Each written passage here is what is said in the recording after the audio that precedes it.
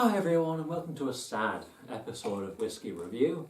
We've just finished Laphroaig brodir and now we will be moving on to Laphroaig Triple Wood.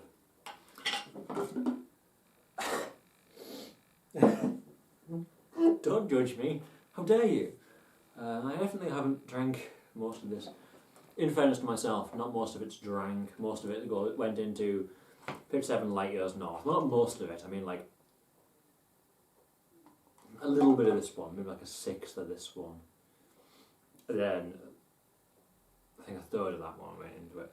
But either way, dear viewer, we are back again on the final episode of Whisky Review Season 2, which has been a glorious adventure. We've had some fun co-hosts, namely Ben Laver, and I have enjoyed thoroughly being your host for Whisky Review Season 2. I said some things which I do need to correct in my time with Ben, because we were both moderately blasted. But I misspoke a few times saying 35 to 25. I misspoke a little bit on the bourbon and so on corrections.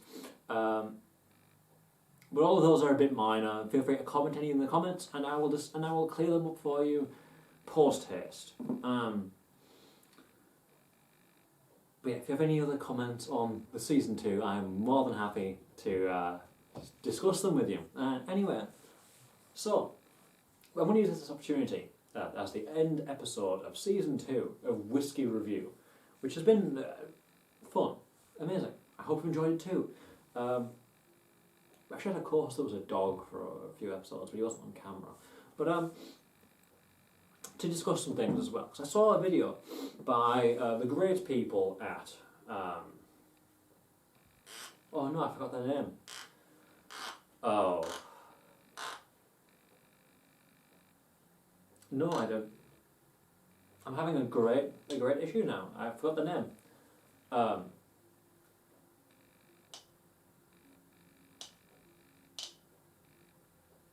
Dan and Rex, whatever the name is, I can't remember the name of the channel. It's escaped me.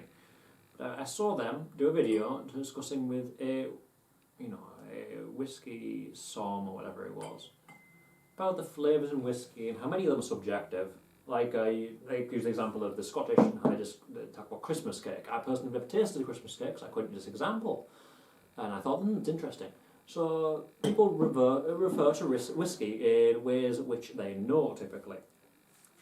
You see Jim do this. Jim is a very good whisky reviewer because he talks about things which he likens things like a summer on the beach with a fire, whatever it's called. But I thought that was a very good time to explain my take on reviewing whisky in this style, because you may notice that I generally try to only discuss things in what they've got the more objective flavours, like the peatiness, the smokiness, etc.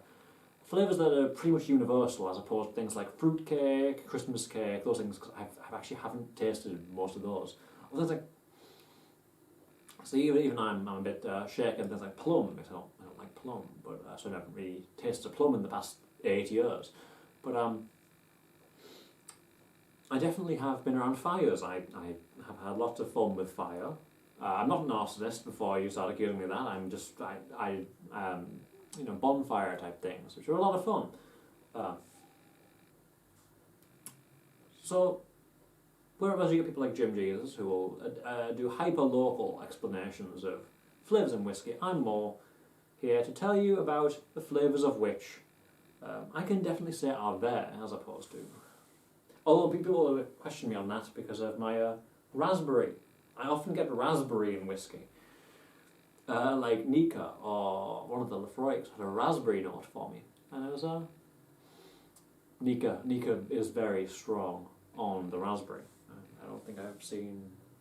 No, I think I saw someone comment on the raspberry as well, so maybe I'm even doubting myself. But, dear viewer, with that said, my whisky review credentials flaunted before you, and I would like to thank all the other wonderful whisky channels on this beautiful site for the great work they do, and for making me not look like a weirdo alcoholic for just drinking whiskey on camera. So let's take a drink.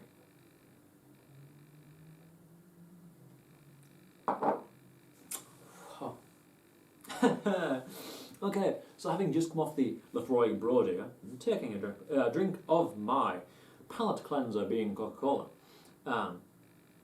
This one has a far stronger fist of peat than the more fruity and more energetic brodir. Triple wood is more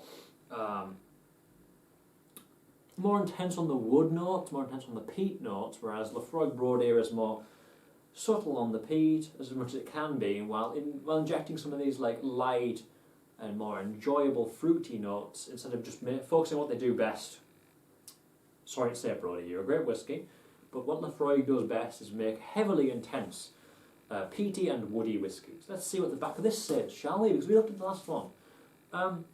We used 3 types of barrel to create this unique blend of a signature peat smoked liquid, with softer notes of fruit and spices.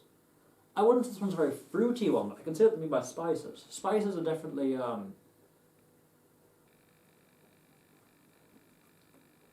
present. You know, it's very, very woody, very peaty. My nose is really itchy, so I keep smelling these whiskies, and alcohol really does singe the nose hairs. So, weird. Huh. Hold on a second. It didn't actually describe the flavour much. It described the process, and that process isn't really what we're interested here in. And Whisky Review. And Whisky Review is mainly about the flavours. If I look at how it's made and so on, I'm sure other whisky channels are more up your alley. Here we are basically a single alcoholic program, and I don't know how to edit videos anymore since they took down Windows Movie Maker. I was a wizard with Movie Maker.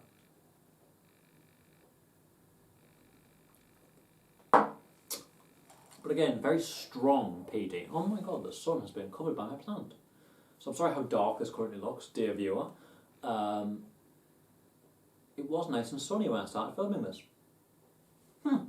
Anywho, yeah, very peaty, very woody. I believe this is £60, and for 60 it's a respectable Laphroaig. I'd say quarter cask is more affordable and probably for what it does a superior alternative for its price. But this is a better whisky ignoring the price. This one right here does quarter cask's job better than it does. Better than quarter cask does, that is.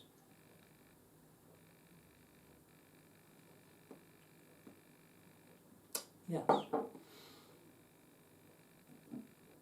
Let's see what the bottle says, shall we? Because we should investigate. We investigate quite a bit on the brodir, so let's investigate on this one.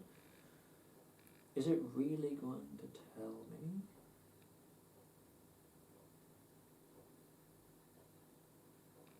me? Doesn't tell me much. Strange. But it tells me not to be an alcoholic, which says that I should only drink 3 glasses a day. If you think I've drank 3 glasses a day with these two, I question your sanity. I've drank less. Yeah. Another thing to discuss just at the end of Whisky Review Season 2, because I've seen a lot, I've talked a lot about mixing, you know, ice, and I think I never really fully. I got into a bit of it in Whisky Review Season 1, which was a lot more ragtag than even Whisky Review Season 2. The rest of the, you know, you shouldn't add. Well, so you usually shouldn't add. But I generally agree. But you know, the thing with ice is water itself. Ow.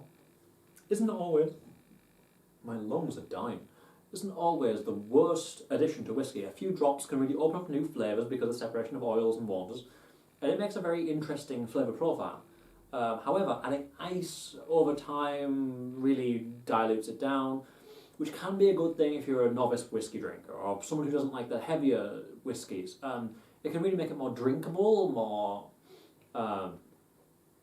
more enjoyable for a more normal audience, whereas things like this are more for people like me who have problems.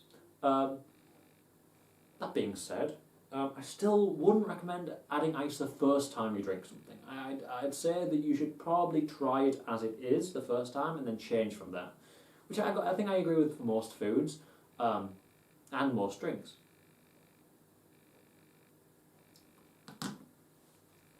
So, but then we've got the topic of mixers, and I don't like mixers. I'm not gonna lie. I'm not into whiskies that are meant for mixing. It's not really a whiskey at that point, is it? It's a mixed drink without being prepared.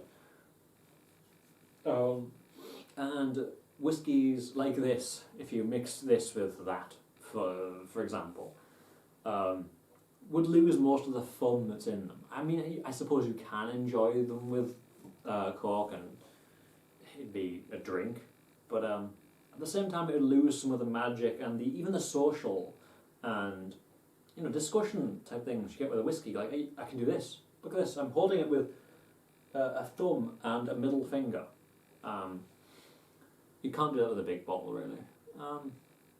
And talking with friends with whiskey, as you saw with maybe the regrettable 6 episodes of Whisky Review Season 2 with Ben, where we got whammered. Social whiskey discussion is fun. It's stupid and often leads to misspeakings and weird notes, but it's fun.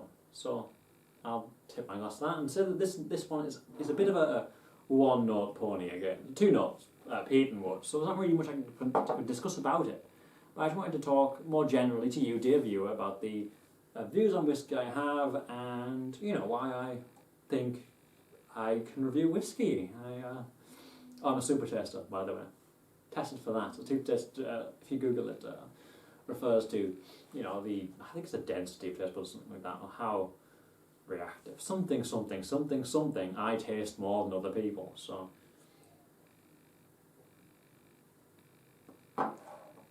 Just very averse to vegetables, so. Also mixed flavours. Mixed flavours don't taste very good. Anywho, now that I've flexed my press on you, dear viewer, feel free to flex on me in the comments, feel free to flex on me with that like, and feel free to subscribe. I'm not sure I really discuss subscribing much because I just post these videos when I do. But if you want to subscribe, you get the videos before I even, market them, or I have someone else market them for me. Basically meaning I have to tell people to watch Whisky Review. But I hope you've enjoyed. I hope you've actually, you should really... No, you should. Obviously, I should. You can discuss with me in the comments and tell me if I'm wrong. Even I'm more than happy to learn. Except for about bourbon because I don't care. It tastes like petrol. But by all means, viewer, drink responsibly and have a great time between Whisky Review Season 2 and Whisky Review Season 3, which have a few trailer episodes even. Whisky Review Season 3, I believe, is to start sometime in 2020. And until then, I hope you've enjoyed the trailers, I hope you've enjoyed Whisky Review Season 2, I hope you've enjoyed all of the goofs, the gaps, and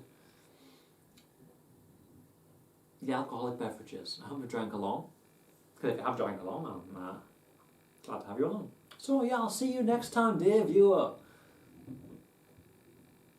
And bye.